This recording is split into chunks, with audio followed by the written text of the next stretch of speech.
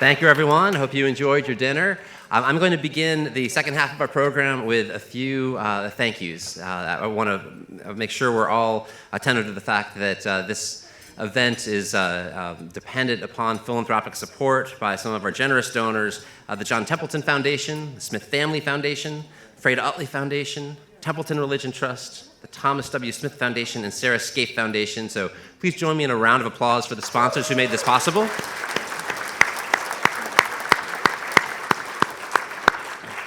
I want to also note that we're grateful to have members of our board of directors and advisory council who have taken the time to join us here in Warsaw. So I'm going to put them on the spot, although I think that Linda Edwards just stepped out for a second.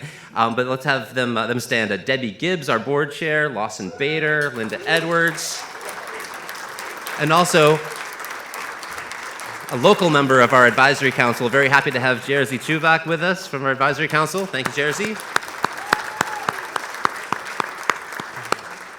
I also want to express our deep thanks to the Economic Freedom Foundation and Civil Development Forum who helped us pivot really quickly. I don't think we've ever introduced a partner to a challenge like putting this together in 3 months or so.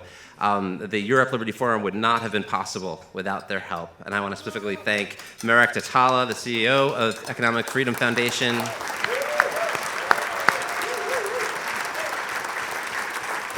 and also from Civil Development Forum, Agata Stremaka, who gave beautiful words of welcome this morning. Also Claudia Wallace, the press officer from FOR.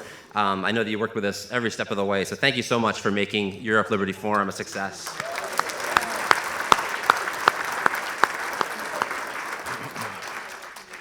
I also want to put a spotlight on a couple of friends of ours who don't know I'm going to do this, but we're so grateful that two friends of the freedom movement who you all know and appreciate celebrated their 25th wedding anniversary this week. So let's put Roxana and Juan on the spot. Fundalib.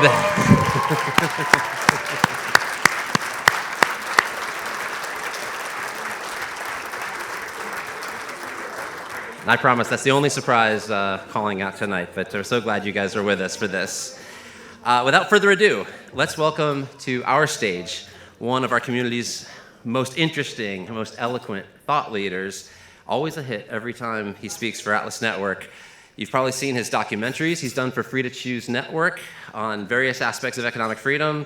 You've read his books, In Defense of Global Capitalism, Progress, 10 Reasons to Look Forward to the Future, and most recently, right as the world decided to close in 2020, he wrote Open, The Story of Human Progress. He's a senior fellow at Cato Institute, as well as a senior fellow at the European Center for International Political Economy in Brussels. Let's welcome to the stage Johan Norberg.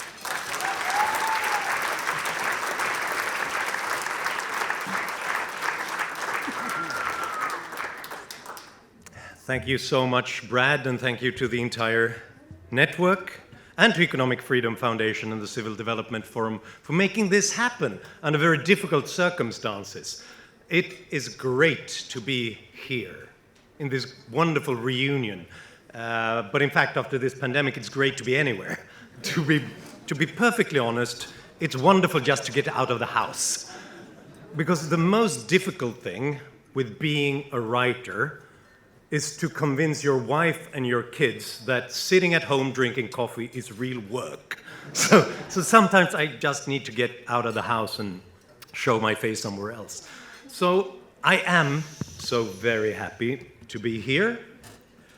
It's a great festivity, but not even for 1 minute is it possible to forget that we gather here in dark times, under the most difficult circumstances.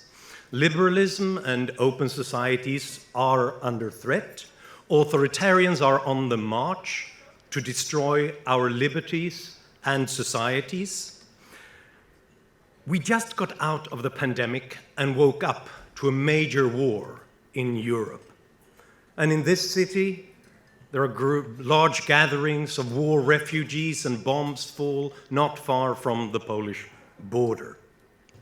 The lights all over Europe might not be going out, as in the famous saying by Edward Grey in August 1914, but the lights all over Europe are at least flickering right now. And they might be powered by Russian gas as well, Russian natural gas. I wish it need not have happened in my time, said Frodo. So do I, said Gandalf, and so do all who live to see such times. But that is not for them to decide. All we have to decide is what to do with the time that is given. Well, what can we do with the time that is given us? Not much, according to Vladimir Putin and Xi Jinping and that gang of authoritarians, because you've heard this before. Individualists are weak. Open societies are bickering and polarized, and they can't put up any kind of resistance. Liberal democracies are just weak, comfortable consumerists without the ability to fight. We live puny, isolated, individualist lives without the urge for self-sacrifice and without a strong leader who mobilizes us for a greater, larger common good. And Ukraine is a joke of a country, you know, a place of latte-drinking comedians, baristas, and graphic designers who would beg for mercy, who would flee on the first day of the invasion when the muscular Russian paratroopers and Kadyrov's Chechen troops arrived. Individualism is weakness. That's an old collectivist trope that we've heard since ancient times. Napoleon didn't fear the British because they were a nation of shopkeepers. And the aggressive reactionary German nationalists who gave us 2 world wars thought that they were in a global conflict between silly merchants and brave heroes, Handler und Helden, as the famous book by Werner Sombart is called. And the Soviet Union, of course, would bury us all, this decadent Western world who only thought of material gains. But something strange happened on the way to Kiev. Even on that very first day, the comedian president did not ask for a ride, but asked for ammunition. He stayed and he fought. And all those baristas and graphic designers, they stayed and they fought, more bravely and effectively than anyone would have expected. Whereas the panicked Russian paratroopers and Kadyrov's Chechens ran away, begging not for ammunition, but for a ride, just to get away from these dangerous Ukrainians.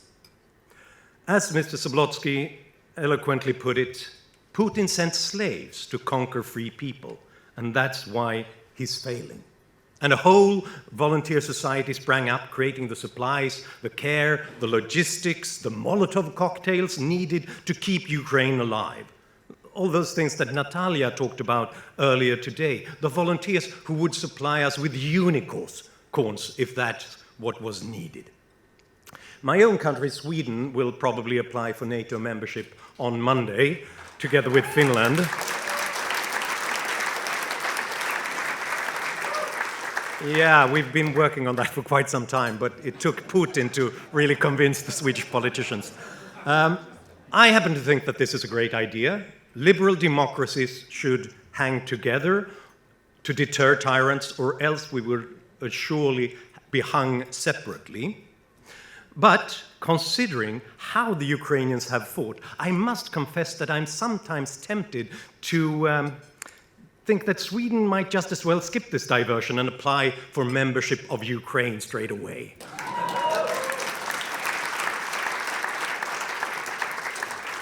I'm also so incredibly proud to see that the free world has responded with a determination that surprised even itself, to rush to help with arms, with supplies, necessities, and by welcoming refugees, not the least here in Warsaw and Poland. And I'm heartened to witness how our movement, how this movement and network contributes. The whole movement has stepped up to help to provide assistance and necessities, boots and socks and gloves and flashlights and so on and so on. And to see the work efforts of people here and to talk about it, to hear your stories. Natalia, Andreas, Tomek, Alexander, Maria, Wolfgang, Tom, and many others. It just makes me grateful Thank you for restoring my faith in humanity. And there's the point. Here's the point. I don't think you do it, and I don't think the Ukrainians are putting up such a brave fight despite them being individualists. I think they do it because they are individualists. After all, in the end, it was the supposedly weak, comfortable shopkeepers and individualists who buried Napoleon, the Kaiser, Hitler, and the Soviet Union, not the other way around. The fact that our lives are not subjected to some sort of political abstraction or a big collective means that we are allowed to devote our lives to that which gives it individual meaning. Which means that all of us, when we defend our countries and our freedoms, we defend that very thing that is most precious to ourselves, to our individual selves, to the meaning that we have brought to our lives. And that might be a much stronger motivating factor than fighting for the great leader. And for proof, just ask the Russian soldiers who punch holes in their own fuel tanks just to be able to escape from the battlefield. The Ukrainians, on the other hand, have something to fight for. They have real individual lives, they have tasted freedom from tyranny, and therefore have something to live for and something to risk their lives for. They have all reminded us what's at stake, and they've all taught us that resistance is not futile. Valery Grossman, the great Kiev-born Soviet novelist and war correspondent, wrote about this in his great epic on World War II and the Eastern Front. He showed in this novel that it's not the collective that fights and puts its life at risk.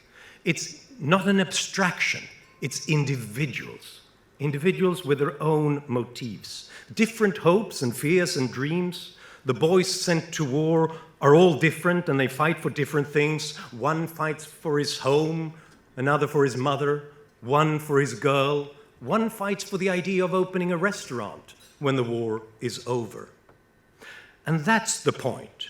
The only just war is the defensive war, to unite, to defend your right to your own dreams and peculiarities.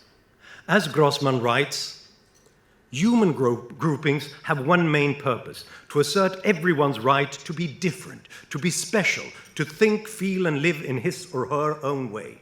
People join together in order to win or defend this right. But this is where a terrible, fateful error is born: the belief that those groupings, in the name of a race, a god, a party, or a state, are the very purpose of life, and not simply a means to an end.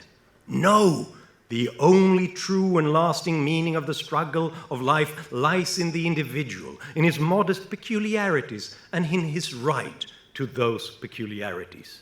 End of quote. And I might add that all those differences and peculiarities, and this constant talking and bickering and debating in open societies, is not a weakness.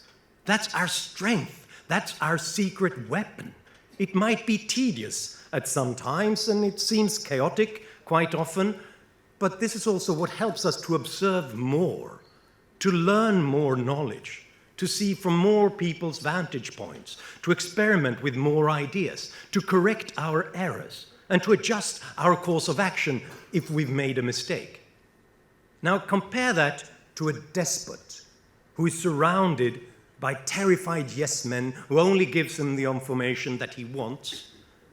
It's very simple for such a person to end up in his own propaganda bubble, to get high on his own supply and think that he'll be able to capture Kiev in 2 days, and to not realize that without checks and balances, without divisions of powers, lots of colossal spending on the military, say, might be just wasted in corruption. Tank diesel disappears on the black market, and armored vehicles are kept from falling apart by nothing more than willpower and duct tape.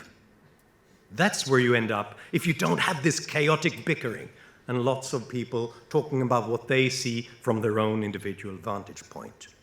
Free people fight in a, for the lack of a better word, Hayekian way.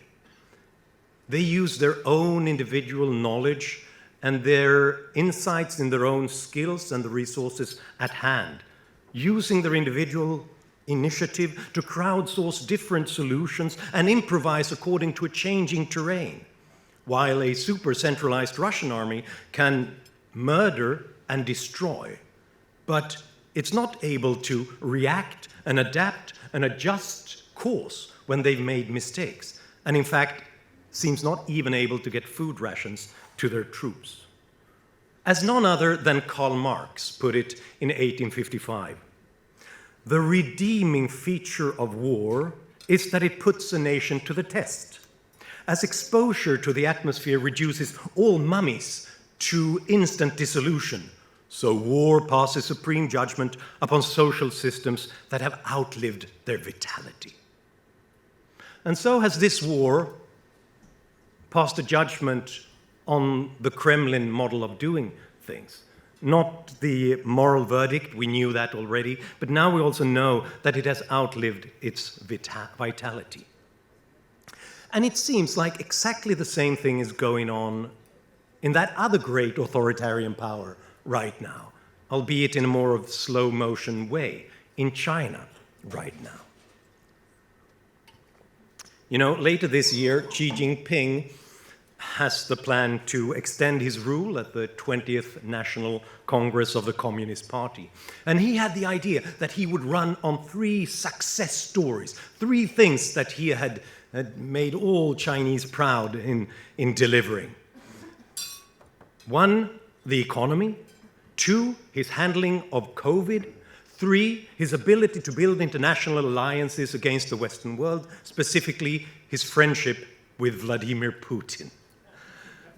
Well, you know, a couple of months later, it doesn't really seem like such a great idea. He thought it smart at the time. Now it's an economy in shambles, where all the super Keynesian stimulus money has come back home to roost, and we see immense destruction of entrepreneurship in China and a destruction of the whole real estate sector.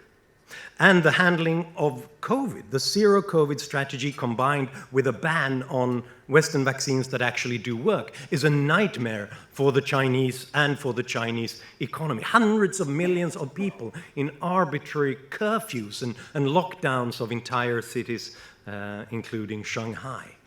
And 3, his best friend forever, Vladimir Putin. It's not just that he's bad company, it's also that he looks like a failure. He looks like a loser right now.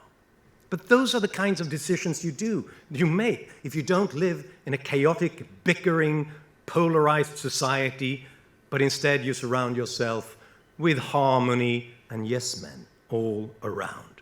All in all, the world's authoritarians have had a terrible 2022 and are now terrified of being ousted or being killed by their closest advisors and rivals. It doesn't mean that they're not dangerous. Obviously, we've learned that even declining powers can lash out. But it means that their model suddenly looks empty. It doesn't have the same allure as it had just months ago. And that's the silver lining of what is going on right now. This is incredibly important because for several years, the whole Western world has suffered from dictator envy. We've had politicians and bureaucrats and civil society organizations who've longed for the strong man to point us in the right direction, to get things done. Instead of all this bickering, just do it, just make things happen. Obviously with the populists, the Eric Zemmours who famously said that he wanted a French Putin as well, or Donald Trump who thinks that Putin is a genius and a very strong man. But this goes all over the political spectrum, this longing for the kind of powers that the authoritarians have. To solve all manners of problems, to mobilize all of us. To make an omelette, you have to break some eggs, as the saying goes. So we imitated China's COVID policy. We began to imitate China's industrial policy and think that we all have to start to pick winners rather than relying on market forces. And I seem to remember that Thomas Friedman wrote a column in New York Times about his dream of being China for a day, because then he would be able to solve global warming just like that, without all these restraining forces over in our Western societies. Now, that doesn't seem to impress in the same way anymore, now that we've learned what happens when those strong men point us in the wrong direction and create disasters for their own and for other societies. They don't make omelets, they just break eggs. And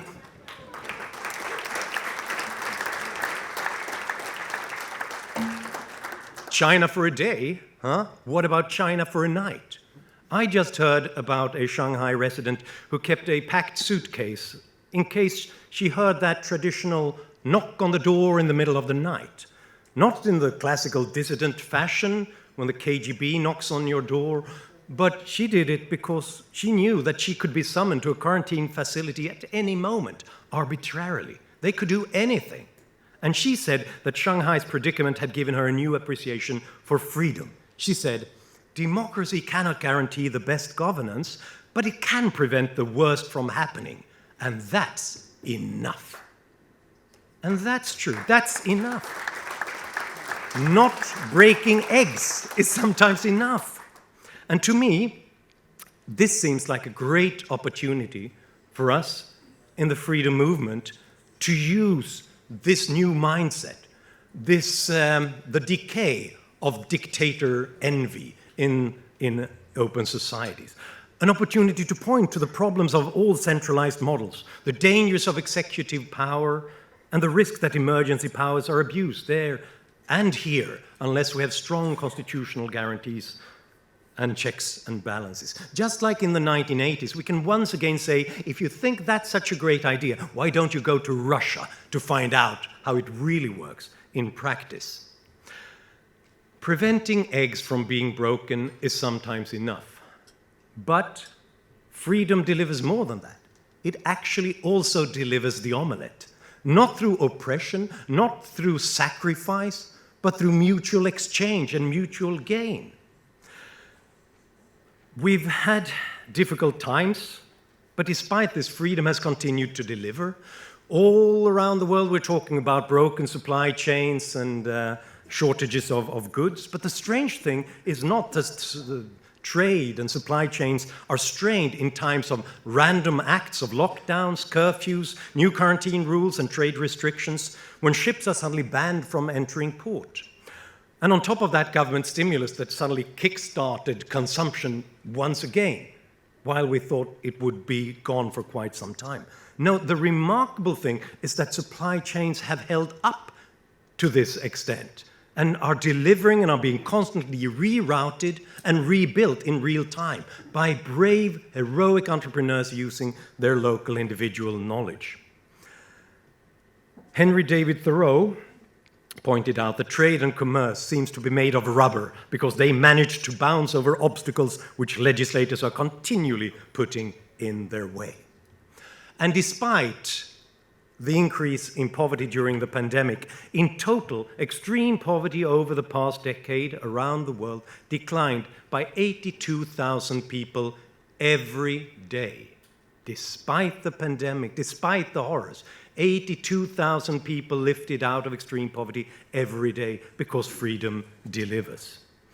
And I think that in retrospect, the lasting legacy of the pandemic will not be the lives that were lost, despite the immense tragedy of that, but the lives that will be saved because of the new treatments and the new technology that has been developed and approved as we try to solve COVID-19. 4 million people probably died from the coronavirus last year. But 4 million people die from respiratory infections from other types of viruses every year. Every year, 4 million people. And that's something that the new mRNA technology might be able to deal with, as well as rare genetic disorders, as well as cancer, as well as many other problems that we've faced before. My point is, being hopeful, being optimistic about our world, does not mean thinking that there won't be problems, disasters, and horrors. It is to recognize that people, as long as they are free, will be remarkably adept at facing those problems, disasters, and horrors that are bound to appear forever. That's part of the human predicament. But humans who are free will face them, and they will be very effective at coming up with innovative solutions. There are a lot of bad things in the world, but there is good too. And the good is more flexible, more innovative, more Hayekian, and therefore, in the long run, much more powerful. And therefore, here at the end of my remarks, I'd like to quote again from a book that I often turn to when I feel like the times are dark. Now, it's not The Road to Serfdom or Atlas Shrugged. And sorry, Brad, it's not even Liberalism and the Free Society, even though that's a great book, too. It's Tolkien's Lord of the Rings. And I'm thinking of the precise moment when Samwise Gamgee is trying to tell Frodo that it's not hopeless. I know it's dark, I know it's desperate, I know it hurts, but we have to keep on going. And he says, "It's like in the great stories, Mr. Frodo, the ones that really mattered. Full of darkness and danger they were, and sometimes you didn't want to know the end, because how could the end be happy? How could the world go back to the way it was when so much bad had happened? But in the end, it's only a passing thing, this shadow. Even darkness must pass, a new day will come, and when the sun shines, it will shine out so much clearer. Those were the stories that stayed with you, that meant something, even if you were too small to understand why. But I think, Mr. Frodo, I do understand. I know now, folk in those stories had lots of chances of turning back, only they didn't. They kept going, because they were holding on to something."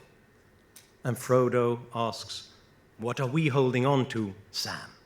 And Sam responds, "That there is some good in this world, Mr. Frodo, and it's worth fighting for."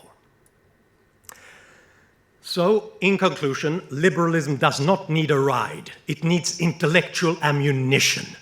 And from what I've seen here today and with all the discussions I've had with you, I'd say we're in a pretty good shape. We are delivering that intellectual ammunition right now. Freedom needs advocates, it needs fighters, it needs you, and I'm very proud, so proud of the work that you are doing. Thank you for your service, and thank you for never, ever turning back.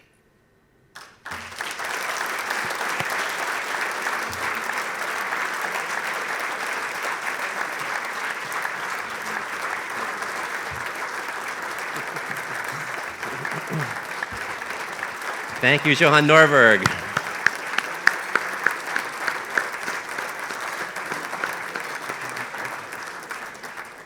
I have to say, there's really nothing as crazy as sending Johan a couple sentences in an email. Why don't you talk about this? And then that arrives.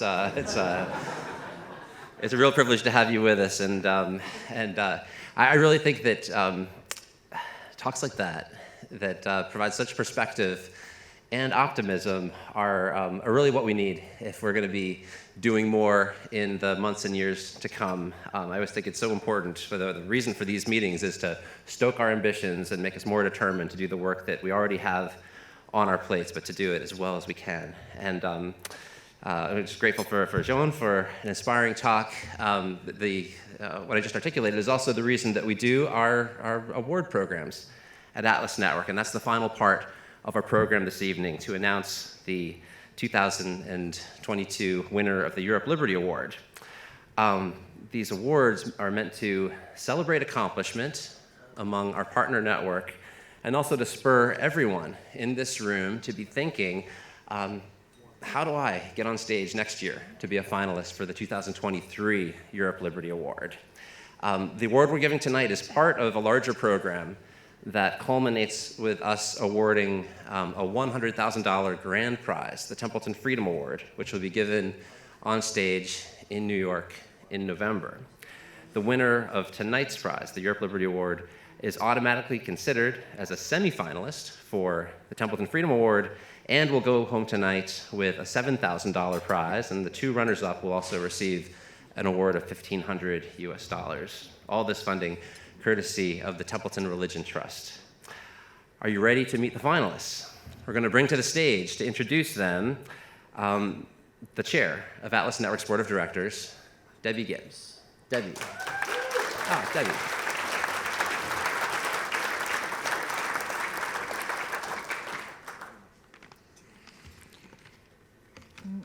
Ngā mihi, Brad. Kia ora, tēnā koutou katoa. Welcome, everyone. Thank you for coming. So, the finalists for this year's Europe Liberty Award are, firstly, Fundacja LIBERTÉ for their project Freedom Games, represented by Blaze Lenkowski.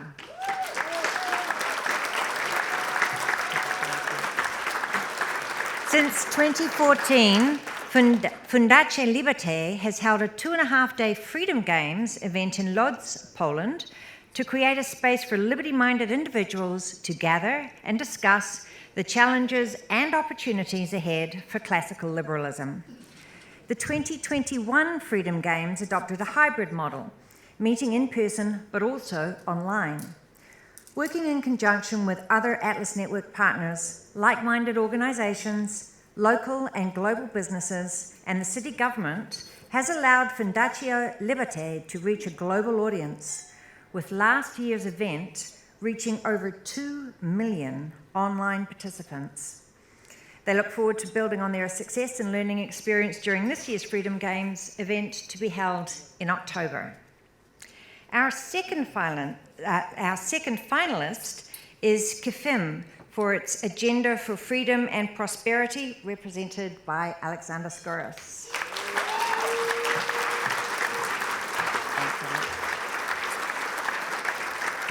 In 2017, KEFIM, or the Centre for Liberal Studies, embarked on their Greece 2021 Agenda for Freedom and Prosperity initiative. This ambitious project set out to provide a liberal alternative to the populist and socialist policies that had resulted in the economic devastation of Greece. KEFIM worked with experts and scholars to craft reform proposals in 9 policy areas. Months of work resulted in dozens of reform packages and hundreds of proposals. They then presented their reform agenda during a 2-day event which featured the leader of the key New Democracy political party and now Prime Minister Mitsotakis as the keynote speaker. Since then, the Greek Parliament has fully implemented almost 30% of KEFIM's 310 reform proposals and partially implemented an additional 20%. Between 2018 and 2020, Greece rose by 3% on the Index of Economic Freedom and 52% on the World Bank's Government Effectiveness Report. Our third and final finalist is Liberalny Forum for its Crafts Act campaign, represented by Daniel Hadzovich.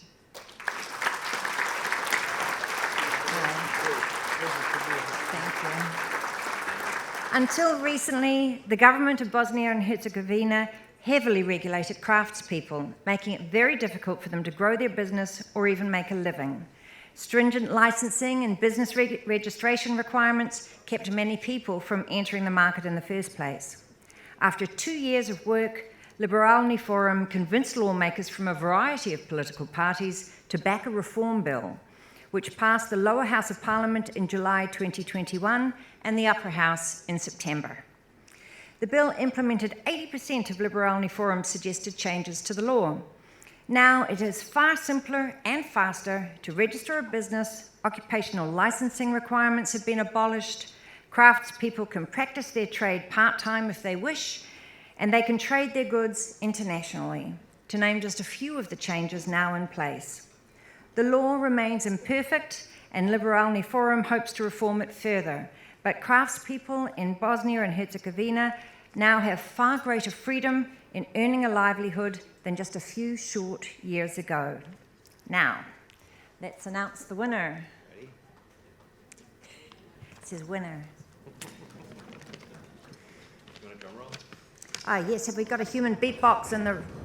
Thank you very much. And the winner is Fundacja LIBERTÉ for its project Freedom Games.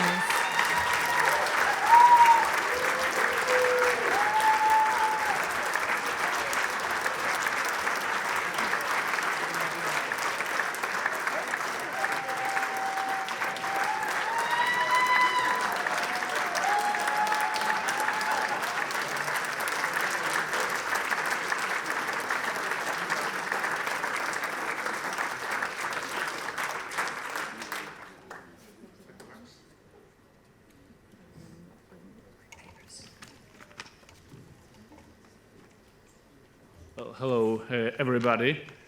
James Anderson has told me to be really sharp. I would try to do so, but I have some notes. So first of all, this is really the great honor for me, for LIBERTÉ Foundation and for Freedom Games team to receive this great awards. Thank you so much. But I'm sure that it will be not possible without my great team, and especially Olga Łabędowicz, who is also on this conference room here. Olga, thank you so much. And generally, our work is about networking and coalition building. This is, I think, the most important thing that we are trying to do. Every year during Freedom Games, we are gathering more than 300 speakers and numerous number of great organizations. Some of them are present here on this conference room, and I would like to use my time to thank you for this cooperation. Firstly, of course, Atlas Network, to Tom Palmer, to Casey Pfeiffer for our great cooperation, but also for European Liberal Forum and Daniel Kadik, also to Economic Freedom Foundation, to Marek Tatała, to Agata Stremecka.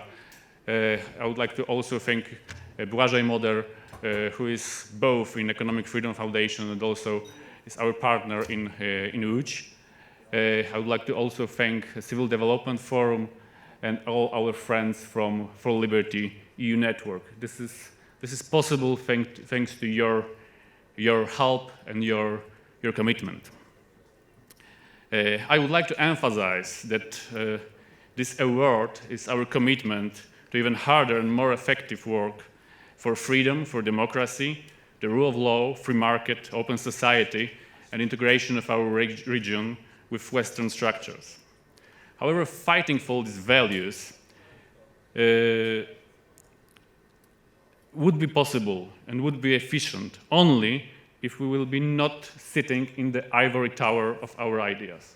We have to be open, we have to go for some discussions also with others. This is really important. This is one of the reasons why during Freedom Games we are trying to discuss not only with people similar to us, but also with our opponents.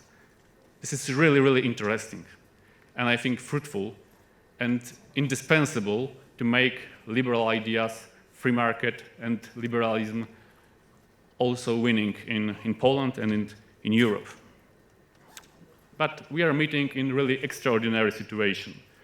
The Russian war against independent and peaceful nation, against Ukraine, is showing us that our values can be realized only if we are able to defend ourselves against aggressive and authoritarian states that destroys international order and peace.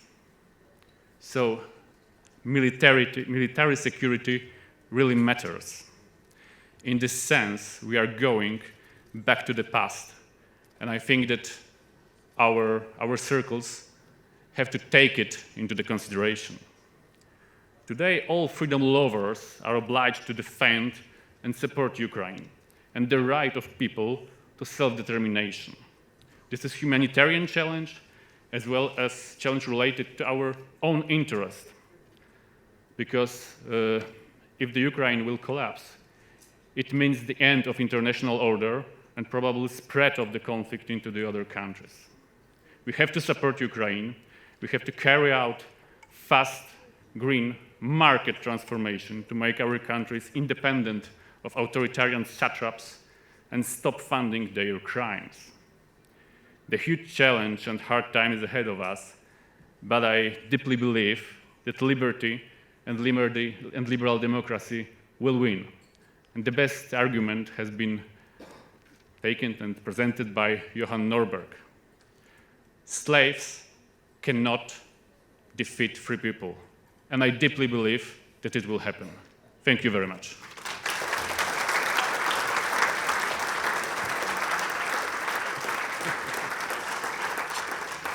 But, yeah, congratulations, Blažej, and the entire team at Liberté. Yes, and don't forget that. We're at the end of tonight's program. We're going to start 9 a.m. sharp for a wonderful conversation led by Dr. Eamon Butler, along with our friend Dr. Rainer Zittelmann, who is here tonight, and they're going to be talking about Rainer's new book, The Power of Capitalism, and it's not to be missed. So please show up 9 a.m.